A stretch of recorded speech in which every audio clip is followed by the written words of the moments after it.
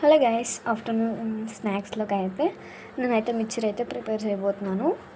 So first అయితే మనం దాన్ని బాగా వేయించుకోవాలి. సో అయితే ఇలాగా పొడి పొడిగా అయ్యే వరకు వేయించుకోవాలి. అండ్ ఇదైతే ఒక బౌల్లోకి అయితే తీసుకోవాలి. అండ్ నెక్స్ట్ ఆనియన్స్ వేసుకోవాలి. నెక్స్ట్ కొద్దిగా కరివేపాకు అండ్ చిల్లీస్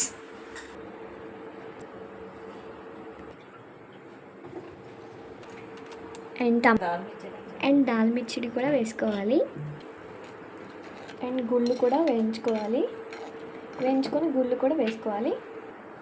అండ్ కొంచెం పసుపు,